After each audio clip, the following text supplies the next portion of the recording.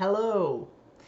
It's uh it's been a while since I recorded the last episode, as you can probably tell from the ample beard growth.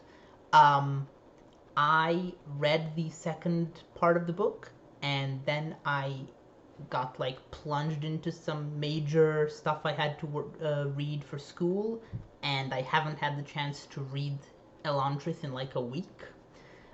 So even though it's been a week since I read the second part of the book, I have not read one word of the third part of the book, so I'm still completely blind going forward. Um, but I might not remember every minor character's name anymore because it's been a while. For example, I can't remember. Okay, before I say that, I should probably once again reiterate: this will contain spoilers for the entire second section of the book. The chapter numbers are, that's not where the title of a YouTube video is, are in the title of the video. Well, actually, the title is up there as well. Whatever. The chapter numbers are in the title of the video. Um, so yeah, I this was an interesting section of the book for me. I found that there were some things here that I found rather annoying and frustrating, more so than anything in the first part of the book. But there were also some really, really great things here that I loved more than anything in the first part of the book. So I'm kind of torn. Um, I guess I'll say that the second half of the book is, on average, basically the same quality as the first, the first third. Just less evenly distributed quality, I would say.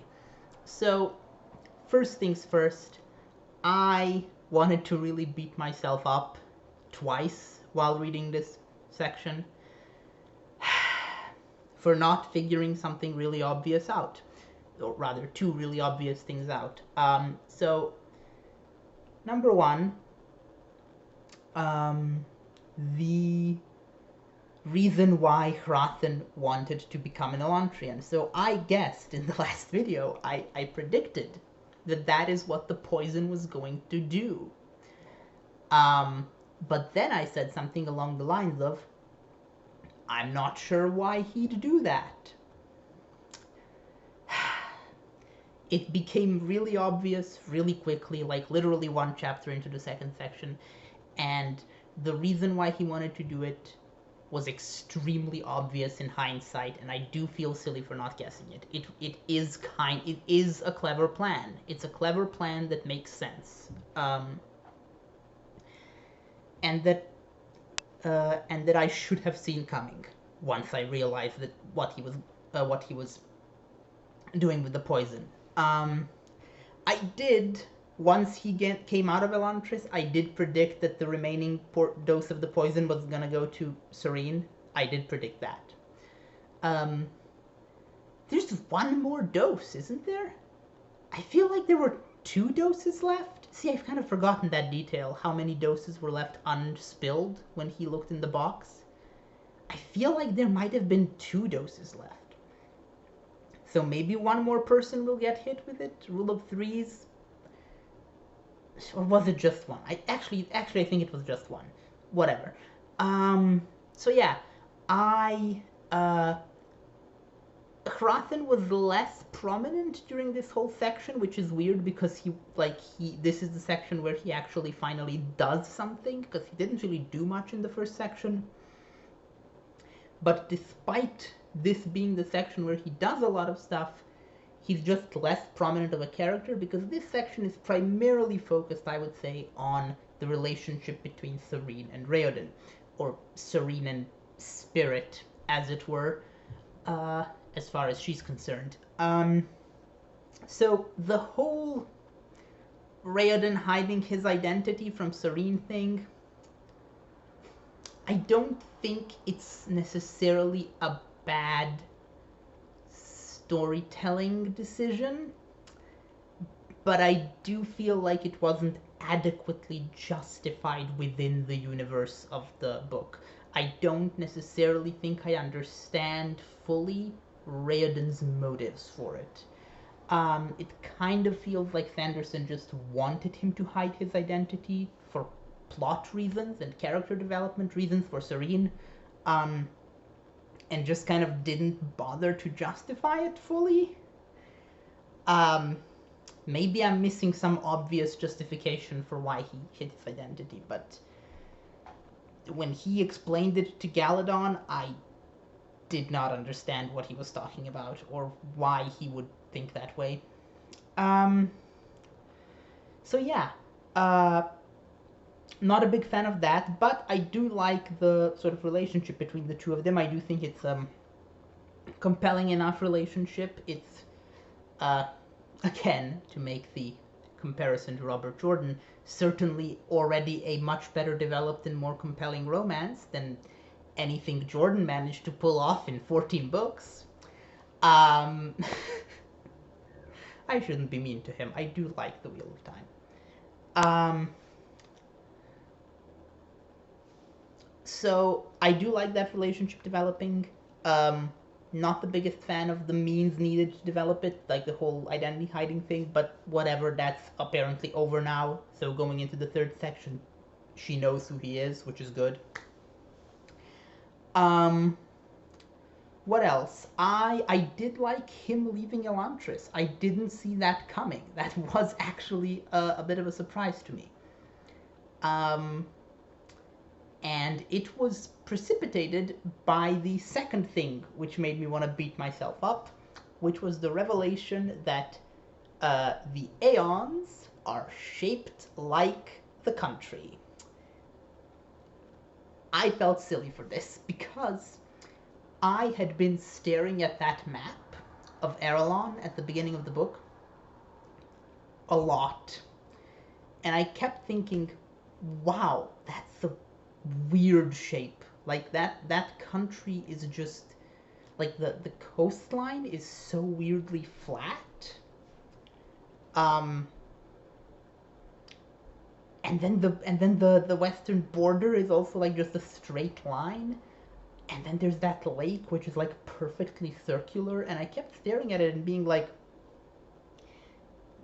is Sanderson just not very good at cartography? So he just kind of threw together a bunch of basic geometric shapes to make this country? Which I didn't feel was the case, because I've seen some of the maps from future books, and they look from future Cosmere books, and they look great. Um, so, so yeah, I did think about that map a lot, but I did not make the connection. Uh, and I probably would have if that like basic Aeon was the one that was at the beginning of every chapter. But every 3 chapters get a new Aeon, and those Aeons are like always a more complex shape that sort of hides the original shape within them. Um, which is which meant that I basically didn't have the shape of the original Aeon sort of at the forefront of my mind. I just remembered it was a very simple shape from the first 3 chapters. So if it had been present throughout the book at the beginning of every chapter, I certainly would have figured it out by now. At least I'd like to think so. I'm not that stupid. But I didn't figure it out, and I'm choosing to blame the chapter header Aeons. So there, I have an excuse. Yeah, what else do I have to say? Yeah, about the political elements of this section, I guess. Uh, I'm not the biggest fan of the whole, King Iadon was doing scary pagan rituals. Ooh, human sacrifice. It feels a bit cliche. It feels a bit like something out of like a pulp fantasy novel from like the Conan the Barbarian era. It doesn't really feel super realistic to me. I don't think evil cults that do human sacrifice are that much of a thing, really. I think that's mostly a fictional trope. Um, so I was kind of bored by that revelation. I was hoping for something more interesting. I was very surprised when he died, though. I didn't expect him to die that early in the book. I expected him to last the whole book and die maybe at the end.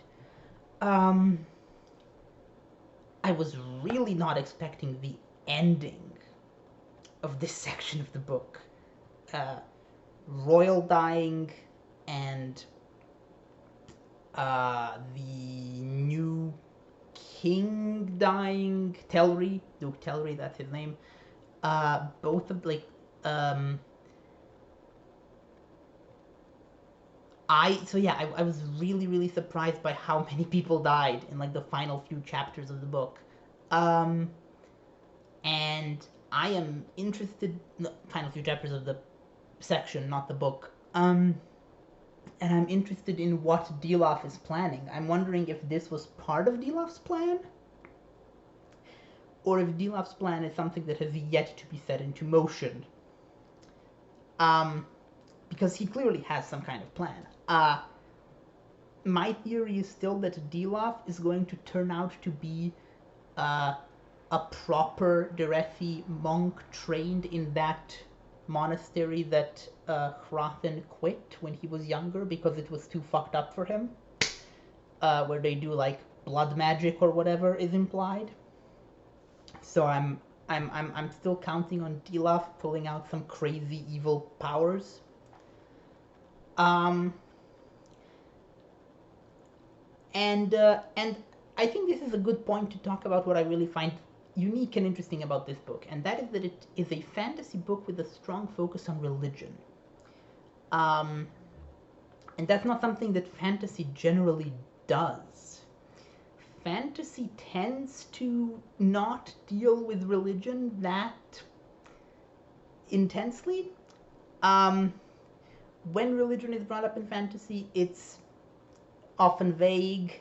It's either vague or it's in the context of like Greek style polytheistic pantheon of gods who are always implied or explicitly confirmed within the text to actually just be real.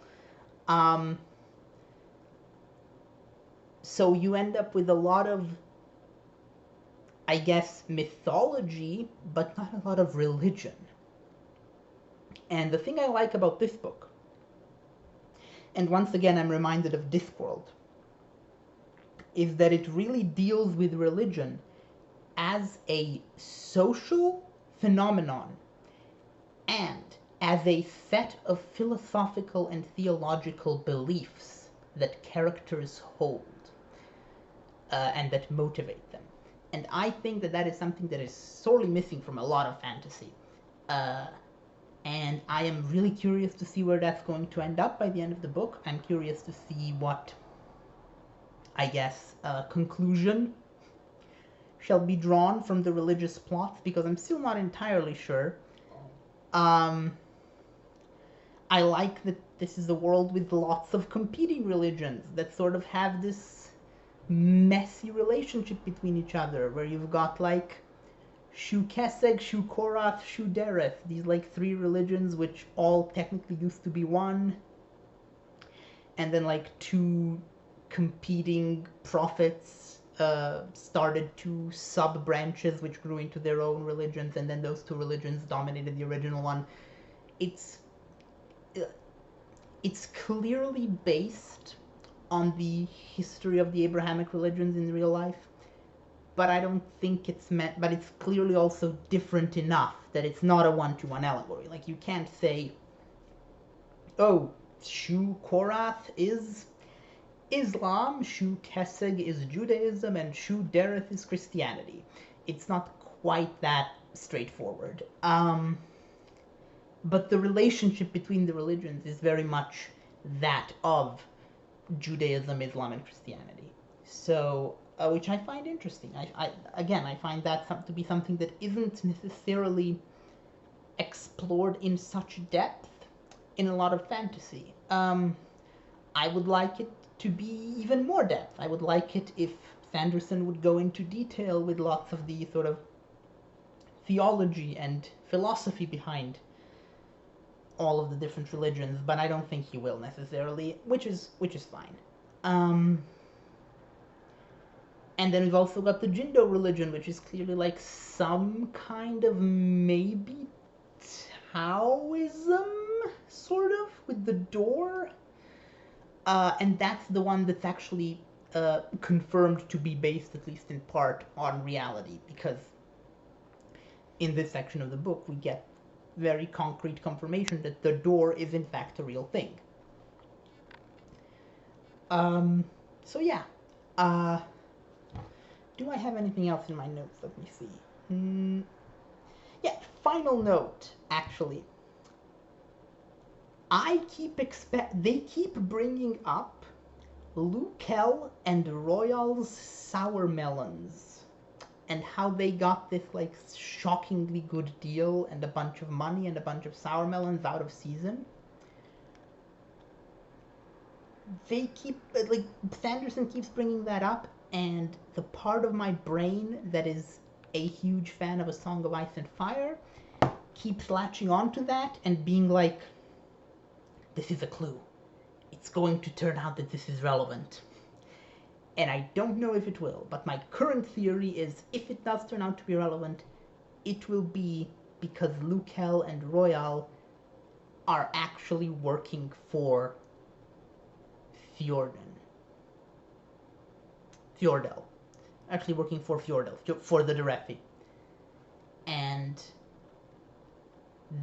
they like struck their own deal, maybe even with the Deloff behind Hrothen's back.